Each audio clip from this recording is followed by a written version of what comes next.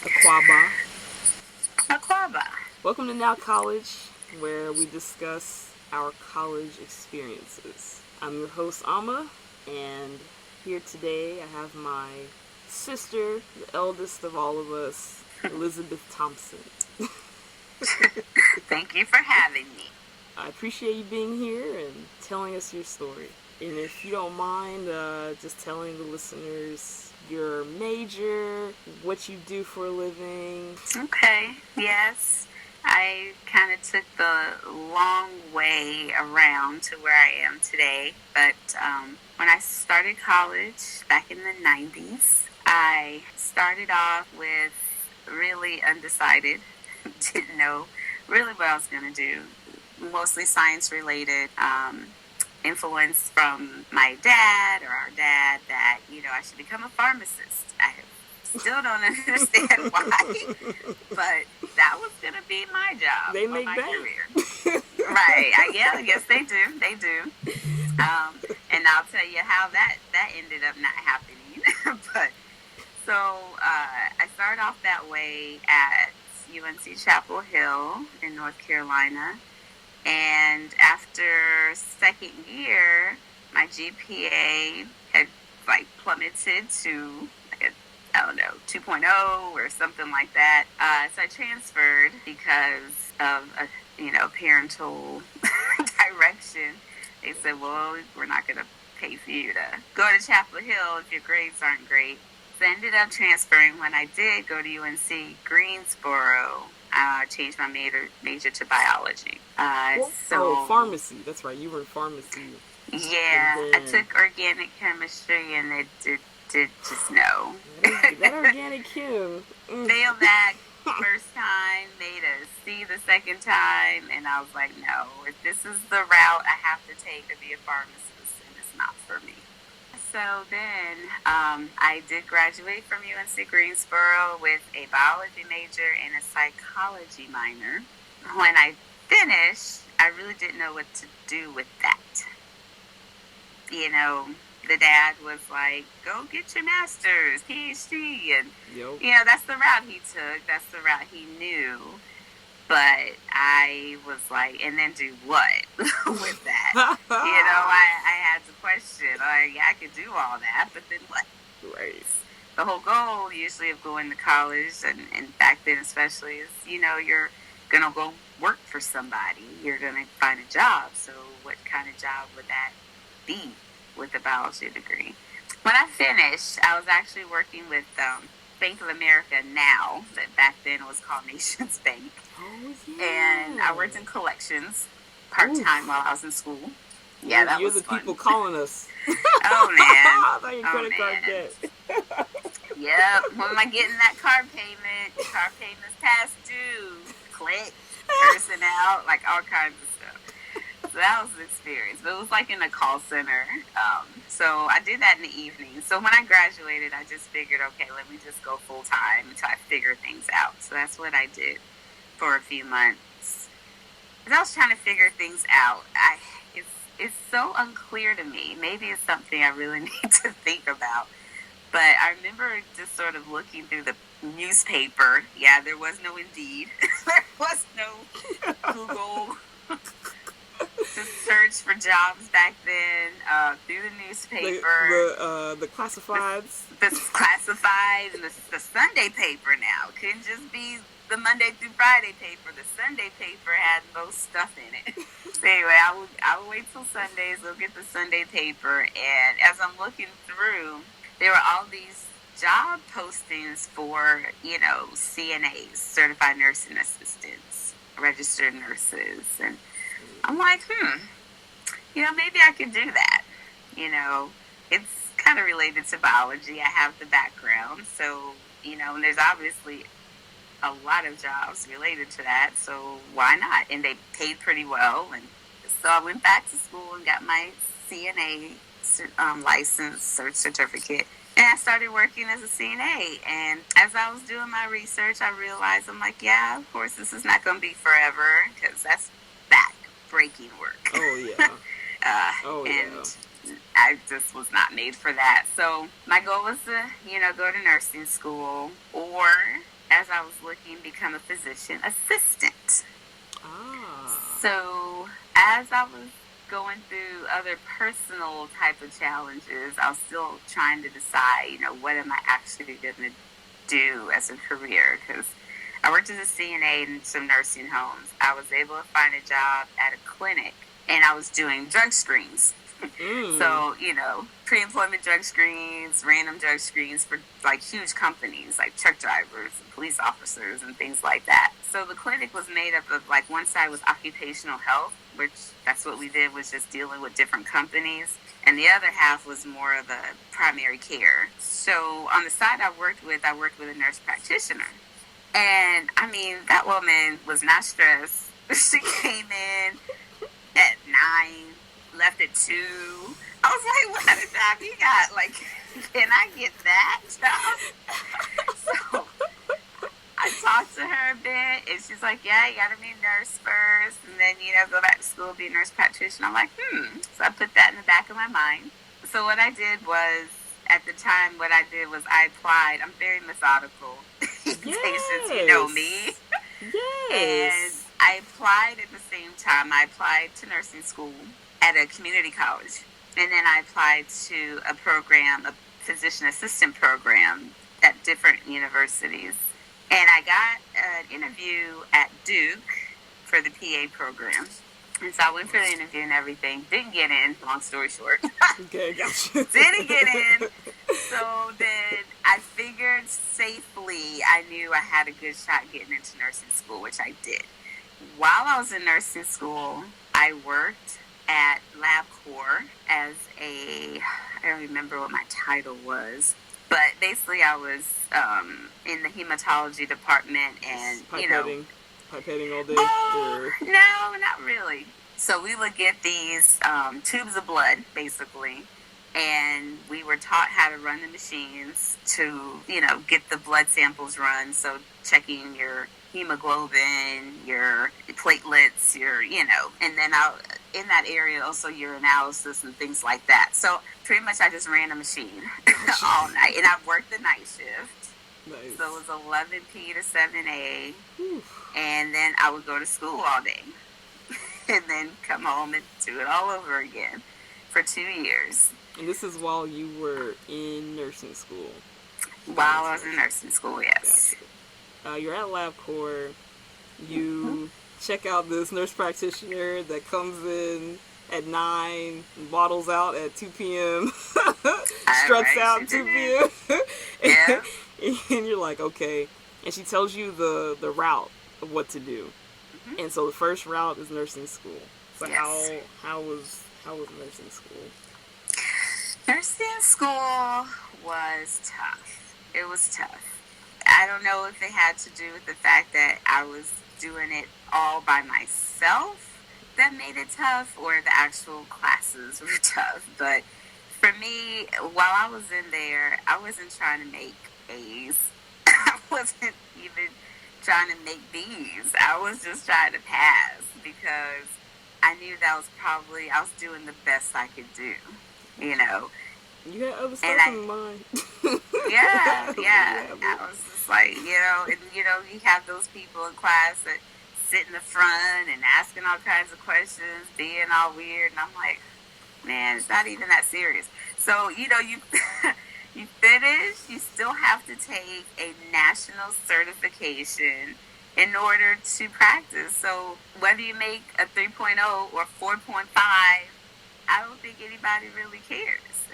That was my mindset at the time. So I got through it. There were a lot of days I just kind of slept through class because I was just so tired. Well, you were working, yeah. I mean, I would barely get home, change, eat something, and then, go to class. And those classes were all day. They were from like 8 till 2, passed my certification. Thank goodness, my exam the first time. Ooh. And that was a blessing. How much did it cost? I don't even remember. At least must not have been that bad. Okay. Yeah. It's not no, that bad. It went like $500 or anything. Yeah, no. I think it was at least maybe $100. Well, I want to take it back just a little bit. So, from K through 12, how would you describe yourself as a student? K through 12. You know, in the younger days, I won't say necessarily remember a lot about that. So I'll start from, towards the end of elementary, middle, high school. Pretty much I was just the quiet kid. Gotcha. I was quiet. You know, I wouldn't be the one to answer questions in class or ask questions. Didn't hang out with the popular crowd or anything. I just stayed to myself, had, a handful of friends, made great grades. I was going to ask, what, Yeah. A, B, Yeah. or A A's and B's. A's and B's. A's and B's, on a roll, a lot of times, perfect attendance, Oof. all those kind of things. I think I was even in a couple of spelling bees. Oh, nice. Yeah. Okay. Yeah. I don't remember anything extraordinary. The only one thing that happened that I think probably rocked my world a bit was we did move for about a year when I was in 10th grade. We moved to Ohio. And this was, before you were born, because we came back to Greensboro for my 11th grade years when you were born. So that rocked my world a bit, to have to leave my friends, go to a completely, new place, and then have to come back. And I, before I left, I think, I played tennis. Oh. I think before I left, or when we came back, I started playing tennis. And that was fun. I made a lot of friends on the tennis team. You feel like you're part of a group, going to away games on the vans and things like that. Right. So it was cool. I really enjoyed that part of high school. Very much so. Well, that's cool. So K through 12 was manageable, I guess you could say. Yeah. Cool people, decent people. And then you go to Chapel Hill. If you're not from North Carolina, actually, if you're not from North Carolina or you don't follow basketball, you don't know how big of a deal Chapel Hill is. Chapel Hill is the Michael school. Jordan. Michael Jordan, exactly. Everybody knows Michael Jordan. So if you don't know Chapel Hill, that's where he started his career. Getting into that, like how many students got into Chapel Hill from your high school? Oh gosh. I don't remember. Definitely less than 10. Oh wow. If that. There were very few people that got into Chapel Hill. It's pretty prestigious school. And it's a state school, so it's reasonably priced, which is why a lot of people did want to go there. That's a good It's point. not Duke. Duke is private, and it costs like $80,000 a year to go there, so most people can't afford that. Not without And I did get into Duke, by the way. That's right. I did. Got into Duke, East Carolina, Emory. That's an accomplishment for sure. Like that's not easy. And these are people coming in from out of state too. Oh You're yeah. coming against, Oh so. yeah. That's one thing about college that will kind of shake your world if you're not used to being in a diverse area or something like that, because like I said, K through 12 for me, I felt like was pretty easy. I didn't struggle. I don't remember like having to like study all night, hours and hours for a test. No, I didn't. But when I got to college and I used those same poor study habits, that's why my GPA was 2.0, because no, you can't wait till the night before to study for a biology class or a chemistry class or a physics class or whatever it is. You can't. And it kicked my tail. Yeah. It did. Yeah. And there's so many people that, like you said, all over the world, not just, the nation, but all over the world there that are smart. They're so brilliant. And you're just a pea. Like, you're just there. If you didn't struggle in high school, it's like, okay, now you need to really step up your game. I wish somebody had just knocked some sense into me at that point and said, listen, yeah, you're smart, but so is everybody else here. Everybody else here. Okay. So you went to Chapel Hill and then UNCG. Yes. So out of those years, what was the hardest class? The hardest? Oh, definitely organic chemistry. That first year? That still haunts me. That was sophomore year at Chapel Hill that I took organic chemistry. We can cut it out, but I gotta ask, what'd you get? Oh, I made an F. Straight up F. It was one of those things that you're in complete denial. After you've made F's on every test and it's the final exam, somehow you think you're gonna make an A. I'm like, yeah, I'm gonna knock this out and make an A and then come out with a C. No. Yo. No. I'm that way too. Mine was statistics. I'm like, I got this. Last final exam 32. Like, okay. Writing your name? Like, what? I know, right? Did you accidentally get one right? I know, right? No. Like, oh, I guess on that one, yeah, it was ridiculous. But that somehow your mind tricks you into thinking that even though you failed all year, all semester, you obviously did not understand a single thing. So I did take it again that very next semester. Wow. I think. Yeah, because it was all during my sophomore year. So I took it again. I think it was a different teacher.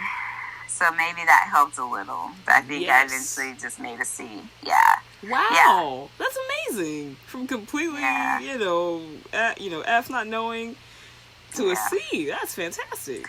Yeah. I was so proud of that. Yeah. I think, too, you work hard, especially when you try. For those, listening, if you're not trying, you just waddle in, you circle C and D, whatever, and you expect, all right, what are you doing? But for those who are actually trying, actually studying, doing the work problems, even now, like there's Quizlet, you're Googling extra problems, Khan Academy, and you still get an F. Yeah. It hurts. It does hurt when you're really, really trying. But to say that, all you can do is try your best. And I feel like if you can be honest with yourself that you tried your best, then that's all you can do. That's all you can do. What was the best class you took out of those years? For sure, I think I enjoyed my psychology classes. It started off, I took them because of, what do they call them, electives or whatever they call them back then. Yeah, I think it is elective. The arts, like... Non-core. You had to take a certain number of other non-core sort of classes. So I started taking, like, sociology, psychology, but the psychology courses I really enjoyed, and I did well in them. After I had taken but so many, I look back and I'm like, well, this could be a minor. I only needed to make like one or two more classes by that time for it to be a minor. So I just took those. Yep. Well, cool. Well, thank you for being on this and sharing your experience with everyone listening, with me. I'm pretty sure I heard some things that I didn't know. Yeah. You're welcome. I hope it helps. Some people. I think this is a great platform to get out there to other people that are going through it, and I think it will be very helpful. I think if we had anything close to this before either one of us, I think, had gone to college, it probably would have helped a great deal. Well, I have this little segment of a shameless plug, which means, whatever that you're working on, you want to talk about it real quick and let people know where to get the book. Okay. So even though my career is in the health field, I also am a very avid reader. And with that, last year I wrote and had illustrated a children's book called Amma's Adventures. And the first book is called A Normal School Day. It is available on Amazon. If you search Amma's Adventures, it will pop up. Just a quick kind of synopsis about it. It's just about Amma, a regular African-American little girl living her life and going to school until something magical happens to her. So if you get on Amma's Adventures and look it up, hope you enjoy it and buy it. Cop that. Awesome. Absolutely. Thank you. For sure. And I want to leave everyone with one of my favorite quotes. Research your own experiences, absorb what is useful, reject what is useless, and add what is specifically your own. Bruce Lee. All right. Have a good day. Very deep.